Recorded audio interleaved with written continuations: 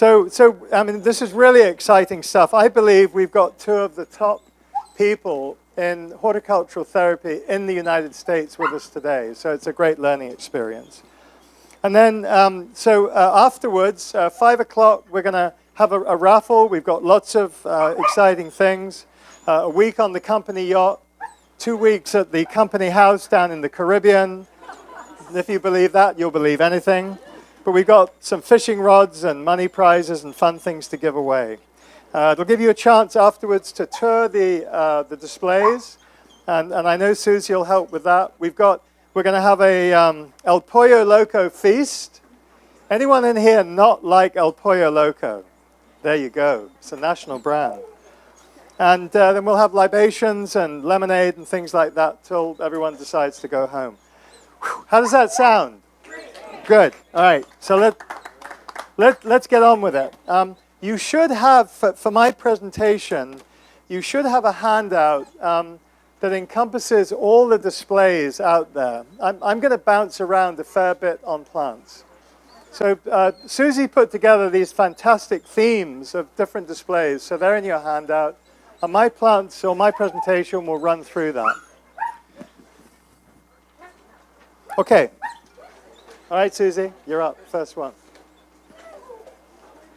We were going to be really slick and have this running off one computer, but it didn't work out. Okay, so quick update on the company. Village Nurseries.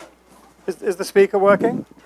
Is that better? Okay. So Village Nurseries last autumn was purchased by a fabulous company called Treetown USA, which is based in Houston.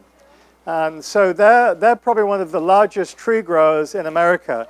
And they grow trees into some like 970-gallon size containers. I mean, it's absolutely amazing. They need 2 or 3 cranes to move these trees. So they're very excited, and we're very excited about the acquisition. Lots of things to learn. So we actually now go all the way from the West Coast down into Florida, down into Homestead and places like that. Just checking, no one nodding off, okay? Because you've got to be on the game here, right? So just a couple of really exciting things. Does anyone follow Pantone? Yeah, so it's a good place to be. Pantone is the #1 color leader in America. They really set the trends. So the trend this year is ultraviolet. And for the first time ever, we have a plant that's named ultraviolet. It's a salvia called ultraviolet, right? So this has never happened before. So we're really kind of excited about that. I always talk a bunch about books, but I'm going to mention one book that you have to have in your library, written by a very gifted young man called Matt Ritter. Matt is a professor from Cal Poly San Luis Obispo. This is his 2nd or 3rd book, and it's an encyclopedia on California flora and fauna. And I actually tried to get Matt to come down and join us, but he was like, no, absolutely not. Wouldn't. But he said, you know, you can talk about my new book if you like. So, but he's a very gifted young man, great horticulturalist, great professor. So hopefully one day, it just clashed with other things he had going on. But this is available on sale now, so grab a copy. You know, this is, the event is about plants, and we spend a lot of time talking about new plants at Village, but we mustn't forget the old plants. And there's been lots of new agonis which have come on the market. You know, there was the species out there first of all, and years ago, Burgundy appeared in the marketplace. I got caught up in Jeddah and all these new varieties, and I never so much as gave Burgundy a look. And I was over at the Huntington Library probably a year ago, and this is where this picture's taken, and they've got this wonderful cream, light brown colored wall, and they had just planted 3 or 4 burgundies along that wall, and they looked drop-dead gorgeous. The color of the foliage, the weeping habit of the plant against the wall, it was absolutely unique. And it gave me a real reminder, don't forget the old plants which have been around there for years. So we've got 1 burgundy actually on the other side of the displays. So it's a really cool plant. Right, I thought it might be fun to show you some things that we've probably never shown before. Right, we have our Area 51. So true story, I have a great pal of mine called Jeb. He's an ex-newspaper reporter. And he used to crawl up to the Area 51 up in the mountains in Nevada or wherever it is in the hope of being arrested. He'd have his camera and all that sort of stuff. And he would crawl over the ground, because as you crawl over the ground near the fences, you set the alarms off, right? You set the sensors off. And what happens is the security police will come outside the wire and they will arrest you. And Jeb was like, yes, now they're going to take me inside. Okay, I will get inside the wire. And he had all these cameras stuffed up his sleeve, just like James Bond and stuff like that. But of course, every time they handed him over to the highway patrol. Right? He tried that about 5 times. But we have our Area 51. So we're going to show you a couple of things here. Bear with me. Anyone recognize that plant? So the Landy Cypress. It's your favorite plant, I know, right? I took this picture in Pasadena. Talk about a plant in the wrong place. So, so this is your regular Landy Cypress. I think in England they top about anywhere from 90 feet high, pretty fast growing. 100 feet. Wow, that's almost champion material. All right. So they're wide, they suffer from blight, they're really not a very good plant. So we have the next generation. This plant is, this is a 4-year-old Landy Cypress. And this is an example of the plants we're looking for. Shorter, more compact, a much better behaved garden plant. So I know, it's a good plant. Okay. So what we have to do is get this plant into some areas where we know there's some blight, so we can do a real full test. But these are the types of plants that we're looking for. They're much better behaved in the garden place. How tall and wide does that get? So the question is, how tall and wide? The mother plant is up in the Central Coast. She's 15 years old. She's 12 feet high. She's completely unpruned. And that's what she looks like. She's probably had about 60 cuttings taken from her, and that's it. So it's a marked improvement. What is the name of it? Oh, you ask a lot of questions. We're going to get you on the dog run over there. Yeah. You're going to have to edit this, Albert. All right. All right. So your question. I know that's Caprara Cypress or whatever, Landy. What is this guy if I wanted this one instead from the nurse one? What's the name of him? Oh, the name? Okay, so the current name of this new group is called Shorty. That's the name we have on the plant at the moment. We have a very close relationship with a company called Star Roses and Plants. And some of you, I'm sure a lot of you will have heard of Star Roses. So that company is now owned by Ball Horticultural. So not only are they producing roses, but they have a large program where they work with breeders, not only in America, but overseas as well. Okay, so it's a very exciting program. Okay, the next one is a leucadendron called Hawaii Magic. Yeah, Susie's working my computer, this one here. Okay, so we're getting, I need to just mention one thing.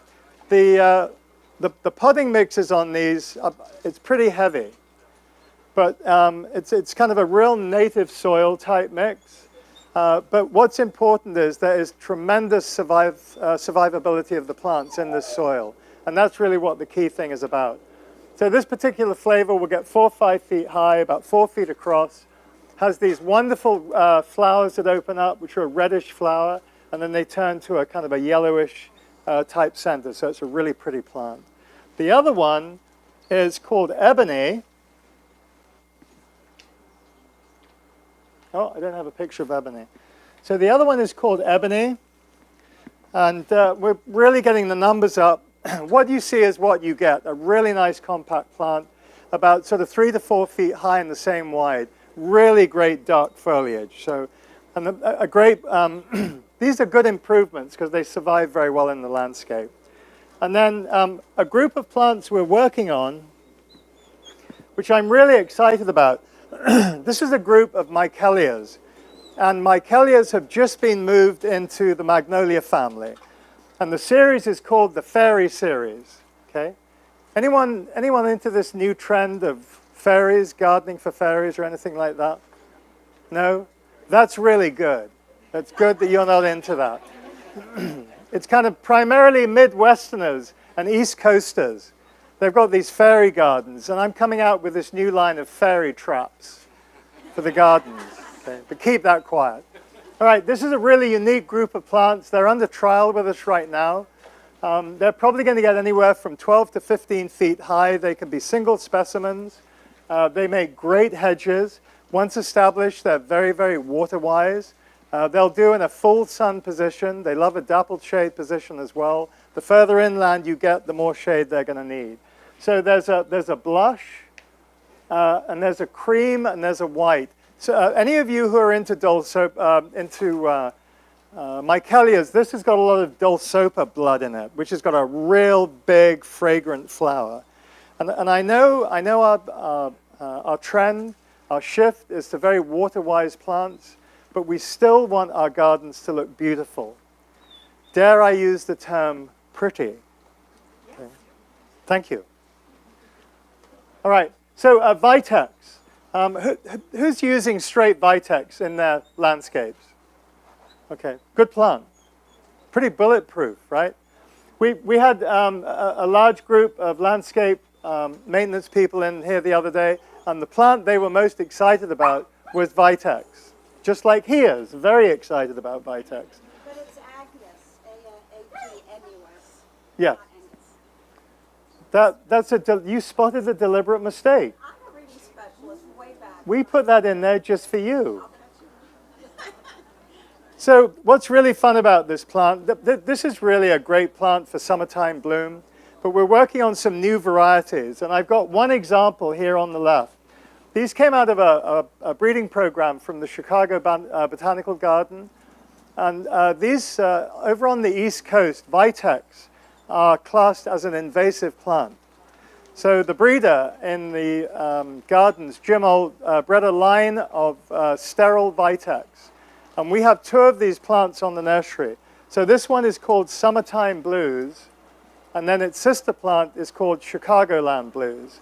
And I've had these in my garden now since 2009. Summertime Blues, unpruned, untouched, since 2009 is about 5 to 6 feet high and probably about 8 to 9 feet across. Normally Vitex, I mean, I've seen Vitex 30 feet high. I mean, monsters, absolute monsters. And believe it or not, they will live for up to 200 years. They're very long-lived. And the sister plant, Chicagoland Blues, is probably about 10 to 12 feet high and about 12 feet wide. Yes, ma'am? Do they go deciduous? Yeah, the question is, are they deciduous? And the answer is yes.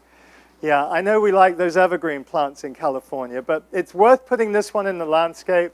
It has it starts leafing out very early in March, and it'll carry its leaves right the way through to October, November. The blooming season is probably about 7 months out of the year. So my plants, I live in Brea, my plants have been blooming for at least 5 weeks. And I haven't seen a Vitex locally that started setting flowers yet. So the really exciting thing is this long, long season of flower because it's completely sterile. On new programs, who's anyone doing anything with blueberries, raspberries, blackberries? 3 solitary hands. 4 at the back. The man from Hunter. There you go. There's 3 more. All right. So fruit is really in vogue, and Village works a lot with brands.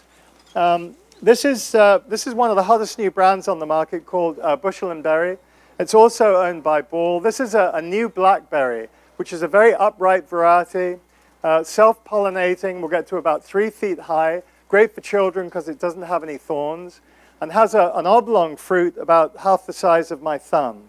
On the flavor scale, it's probably 8 out of a 10. It's a really flavor plant. And there's a real good story about this one that we can talk over libations later. And the other is there's a whole line of evergreen blueberries coming down the pipe. Lots of different varieties. This one is called Peach Sorbet. They're all self-pollinating.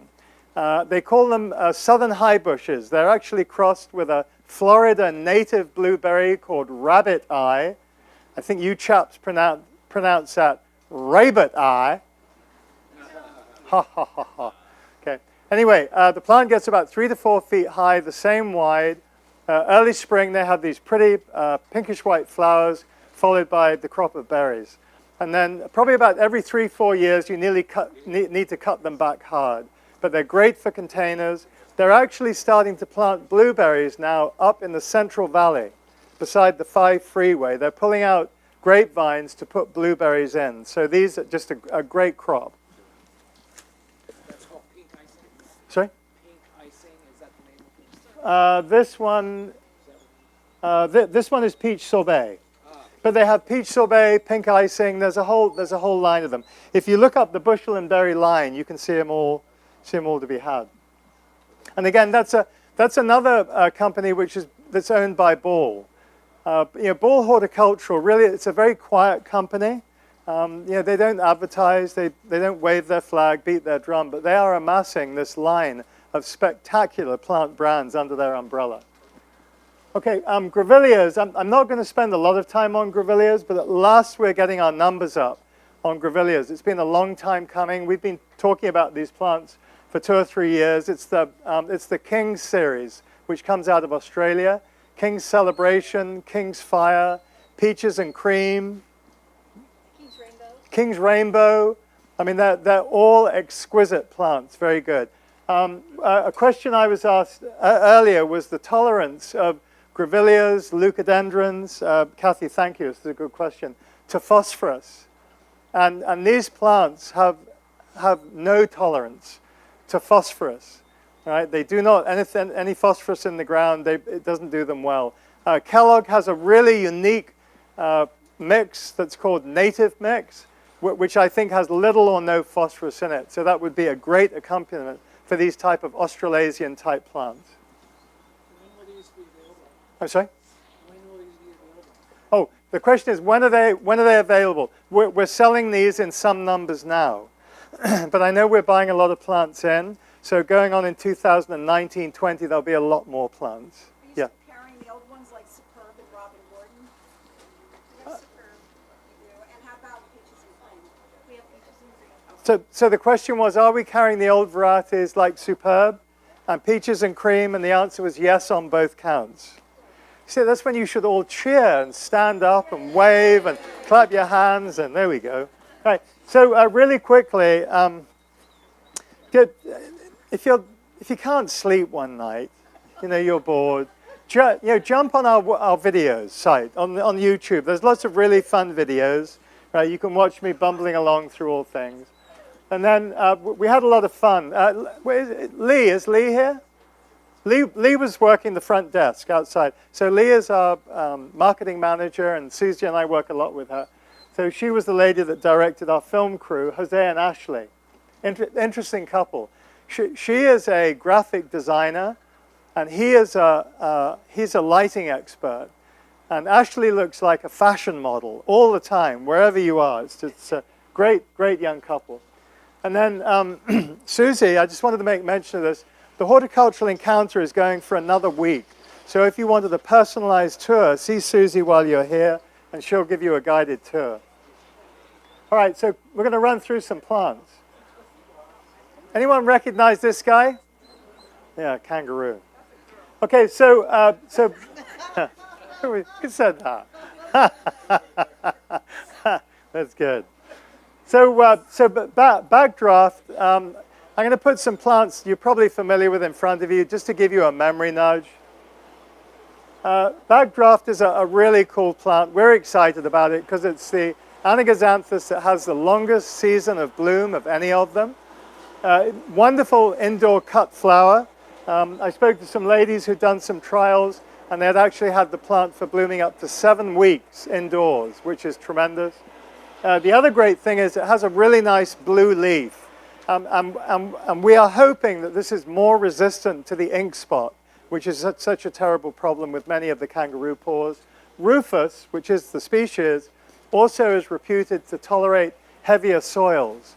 A lot of the Anaxanthus don't like heavy clay soils. I had to put this plant in. Anyone know what this plant is? That's it. Sorry? Well, I've never heard it called. There we go. Okay, yeah. Oh, I put a name on it. I think this plant is actually Fassio Magnifica. And years ago, I found this at the Huntington Library. No one quite knows how it got there. And with permission, I took some cuttings. So Village Nurseries, I'm pretty sure, is growing this. Takes a full shade position. Absolutely full shade. Likes to be a little on the moist side. Have some nice organic mix. It's evergreen. It's a very ungainly grower. Don't try and prune it to shape because she doesn't want to know about it. The flowering season starts in mid to late March. And I live in Brea in Carbon Canyon. And here we are. We're coming up to the end of June. And my plant is still blooming its head off. Large purple flowers that have a wonderful, almost lilac-type fragrance to them.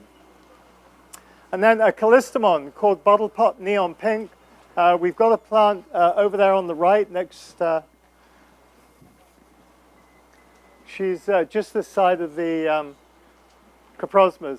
This is a larger growing plant. She's probably like about 10 feet high and 10 to 12 feet wide. Evergreen, has this exquisite, bright neon pink flower. And we see her in the nursery being a long season of bloom. She kind of has a great season of bloom in the early spring, then she'll take a rest, and then she'll start popping flowers again. She has a bark a little bit like a melaleuca. You know how melaleucas exfoliate? She exfoliates slightly, not as messy as a melaleuca, but very, very pretty. Kind of a cream and brown streak. And then callistemon slim, we have one over in the corner. This plant is really going bonkers in California. This is being used on a lot of jobs. Great for a single specimen, great for a hedge. This is the original hedge out in Australia. Plant will top off at about 18 feet high and probably about 5 to 6 feet wide. So again, where I am, last year I got 4 blooming cycles out of the plant over the whole year. And that's unheard of for any callistemon to do that. Really nice scarlet, large flower, great for the hummingbirds and the pollinators. And called Slim. And then Ceanothus Valley Val, we keep pushing this one. Anyone using Valley Violet in their jobs? No one. One person. Okay. How many people have heard of this plant? Okay. Well, so this is good for us. We've been working with Valley Violet for 4 years, probably about 4 years.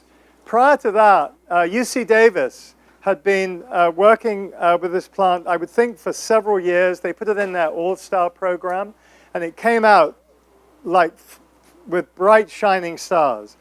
And we all know with Ceanothus, the issue we have is that they do great in the landscape for 3 or 4 or 5 years, and then you go out one day, and they've just started to die for a whole variety of different reasons.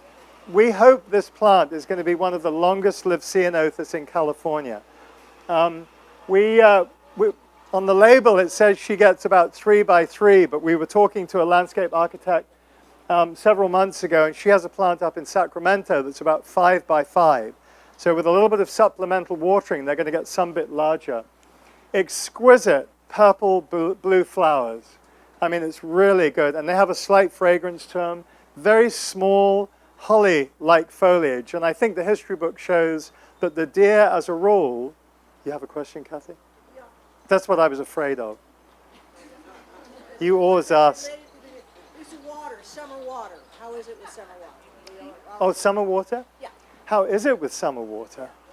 Some of them don't like it. I don't know the answer to that question. Kathy's question is, how is this Ceanothus with summertime water? And I don't know the answer to that, but I can find out because they put this plant through the UC Davis trials, and all those trials are online, so we can find that out. So UC Davis? Louder. Okay, they made it one of their arboretum. Okay. They made it one of their Arboretum All-Stars for the simple fact that it grows very well with general ornamentals. It will take summer water. Woohoo. That's why Susie is here. Give her a round of applause. Yeah. Yes, ma'am. I get mine in summer water and they do just fine. And she does good? Great, okay. So, Kathy, thumbs up on summer water. Pour it on. Okay. Well, sorry, don't pour it on. Lightly. But it's, and then the companion plant is a Muhlenbergias, and there's some great Muhlenbergias out in the marketplace today. So the plants do beautifully together. I've got one of these in my garden, and it started off as a gallon, like a little weenie thing about this big, and now 2 years old. It's probably about yay high by about that wide, and it's really it's a nice looking plant. Okay, coprosmas, lots of coprosmas on the marketplace. Powder Gold, Tequila Sunrise. The two new varieties, we have them in our display on the right, and then we've got some really big plants over by the Kellogg display. On the left-hand side is Pacific Sunset and Pacific Sunrise, and on the right-hand side is Sunset. These come out of a breeding program in Australia. On the coast, they're going to do great in a full sun position. The further inland you go, they are going to need some dappled shade. They get about 3 to 4 feet high and the same across. Now, where I am in Brea, okay, anyone know where Brea is? Oh, well, your hand came up quickly. You must like Brea. Not really. Oh, okay. All right. So, I took these plants at home for the first time through the winter, and the color brightened probably 3 or 4 times. So the red became just bright, like London bus red. It was extraordinary. And on the drought tolerant side, I abuse my plants terribly. You know, if I'm gone, like for 4 or 5 days during the summertime, my bride, she's not really into plants. So I'll call her up, I say, sweetie, can you water the plants? And you hear the clink of wine glasses going, you know? So don't repeat that. Not a good idea to repeat that. Right. Okay. So, oh yeah, you're recording this, aren't you? I'm sorry about that. Yeah. See, we've never had a camera in the room before. Yeah. Love you, sweetie. Okay, things are good. Things are good. Right. I'll see you next weekend. Right. So, yeah. Yes, ma'am. How do they do for wind? How do they do? In wind. Oh, question is, how do they do in wind? Do you know, I don't know the answer to that because I've always had them in a pretty sheltered spot. But we grow all our coprosmas down in the Huntington Beach location, and that can get pretty windy coming through there because you've got the offshore winds coming in. So they're exquisite in a container. They really are. In Australia, they're doing a lot of trials using them as hedges. So in the picture shown here, we've got a buxus on one side, and then they've got sunrise on the left and sunset on the right. But they're cool-looking plants. Well, I noticed they revert back to evening glow sometime if they're in part shade. I had one that looked more like Coprosma evening glow. It just lost its red, but I have another that's beautiful.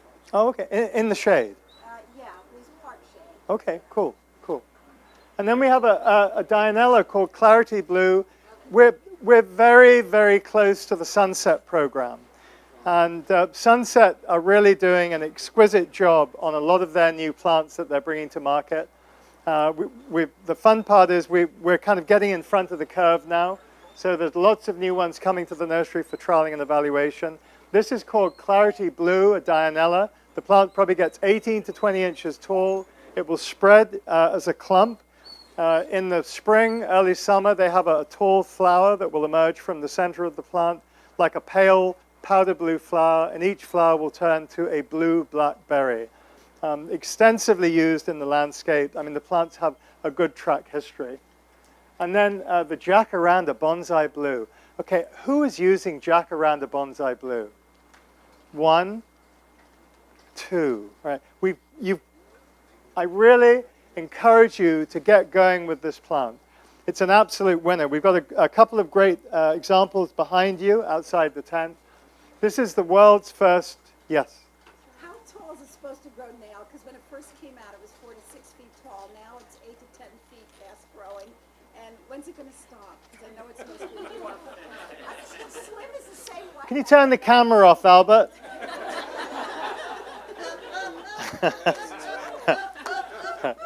So she's got, and so the question is, how big's the plant going to get, right?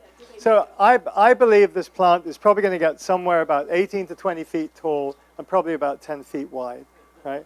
But here's the deal. She responds extremely well to pruning.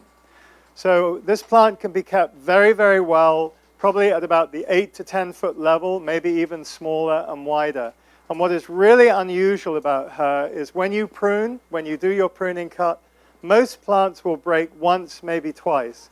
I've actually had up to 3 to 4 breaks about an inch below where the pruning has been done. So she bushes up very, very quickly. The plants that Jim's got a 36-inch box back there. And I think those 36-inch boxes were from our original group of plants.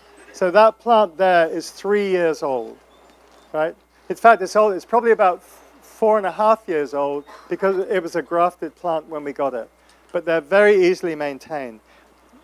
You're looking very worried. Should we chat afterwards or should we chat in public? No, I hope it is what you say it is. You hope? I hope it is what you say it is. Me? Yeah, me too, because there's a lot of people going to listen to that, right? Let's just cover this really quickly. The whole goal with our new plant program is to really get ahead of the trialing and evaluation program. And so often the only information we have from the breeder, is it gets 10 feet high and 6 feet wide and it blooms red flowers in the spring, etc. Okay, what we've got to do is to trial our plants on a regional basis. The plant might have been created over in Georgia. Well, we know she's going to behave differently over in our climate here. So one of the things we're doing is we're doing a lot more trials actually at the nursery in large boxes, right?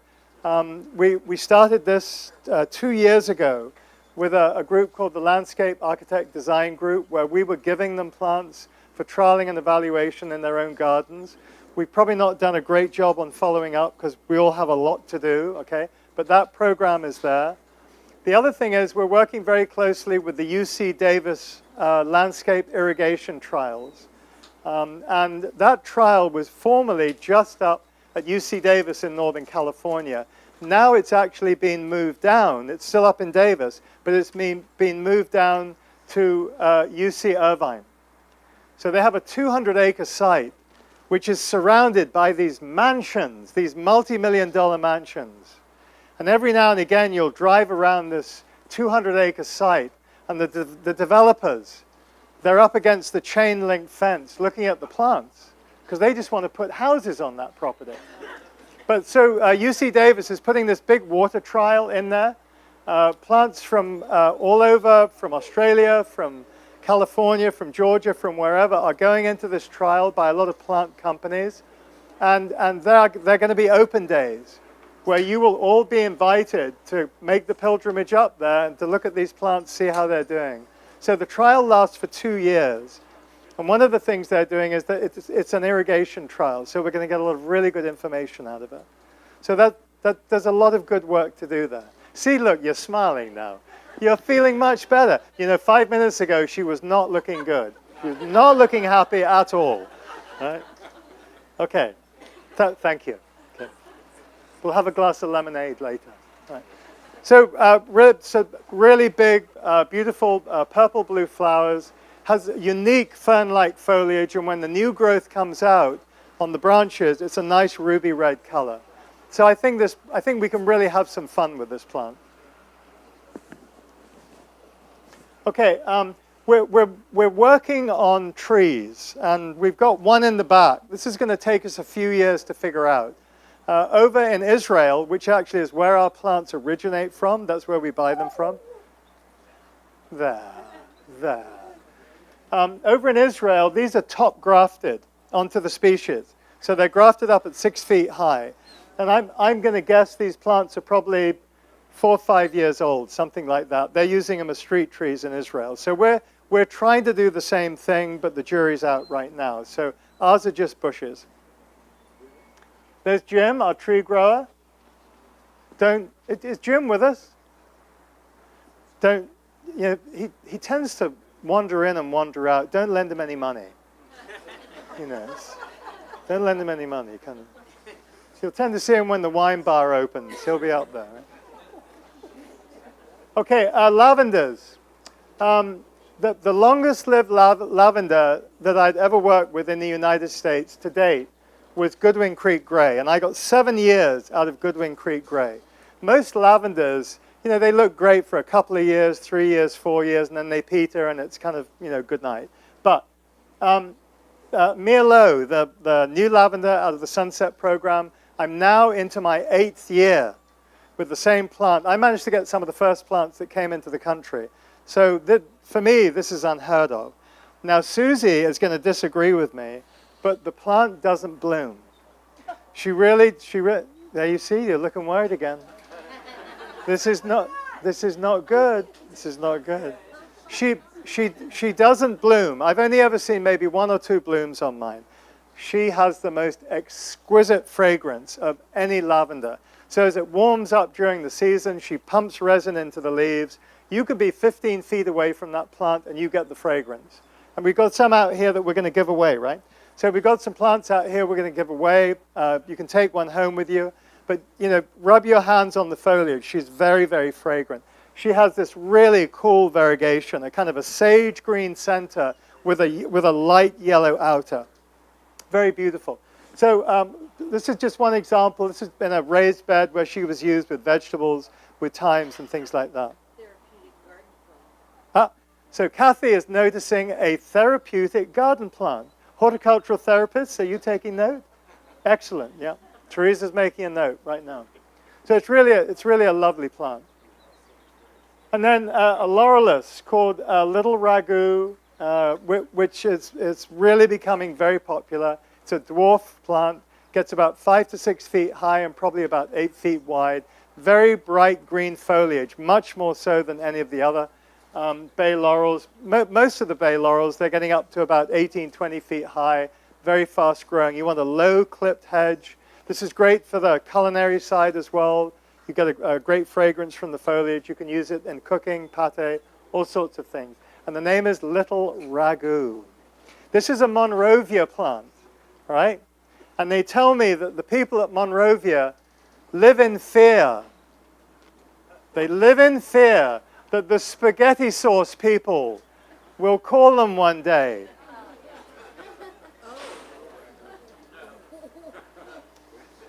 That's a joke, by the way.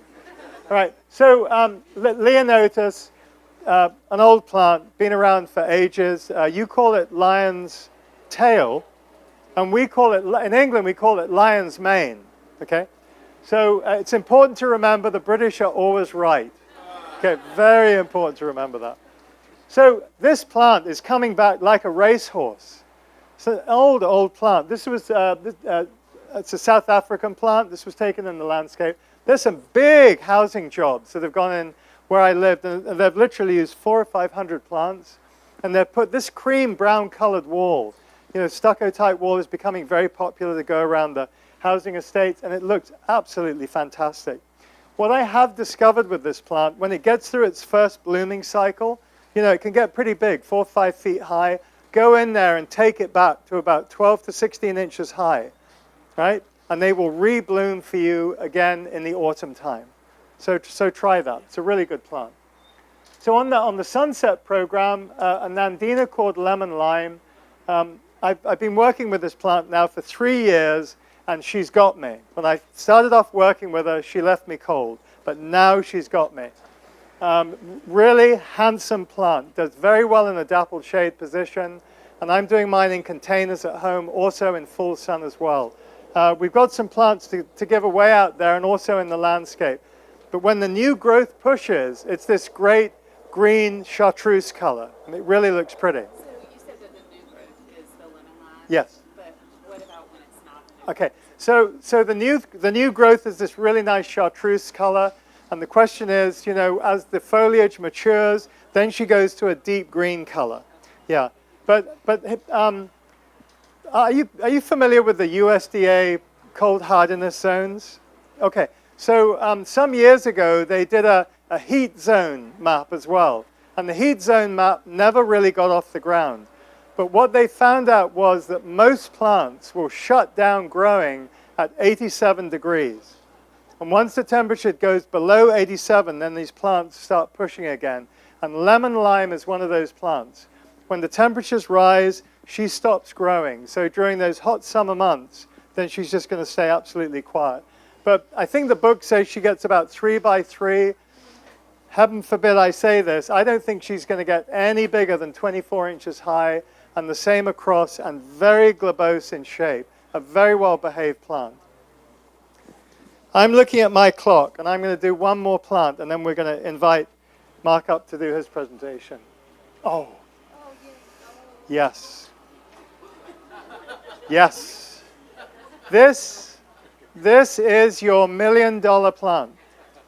This is going to be one of the most sought-after plants in our California landscapes in the coming years. This was the #1 plant to come out of the UC Davis water trials in the last segment. The plant performed beautifully in low water, medium water, and high water, whatever that, you'll have to look on the website. The plant performs extremely well in a full sun position and also in a 30% shade position. So it's really very, very unique.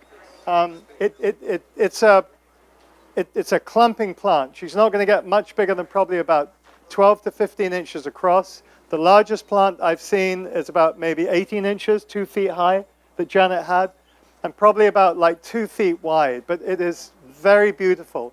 A green center down the middle, and then a cream yellow stripe around the outer. Wonderful for mass plantings, and great also for a container plant. And her name is Lamandra Platinum Beauty. This is really going to be cool. We have a lot of these plants coming down the pipeline. A lot. So, right. I'm sorry? No flowers? So the question is, does she have flowers, right? So if you look right down in the foliage, she has a small seed head that's about yay big, and the flowers are like brown, little brown colored things, but that's it. On the invasive side, and the trials they did up at UC Davis, if she was going to run and be invasive, she would have done it up there, because they had a lot of plants in a small group, and there were wide earthen areas between, so you'd have seen sports or seeds coming up. Yeah, cool. Right, I'm not going to say any more, so give us a minute, and we're going to get Mark's presentation up on the screen, and we're going to pass the gavel over to him. Does anyone? Oh, thank you. Thank you.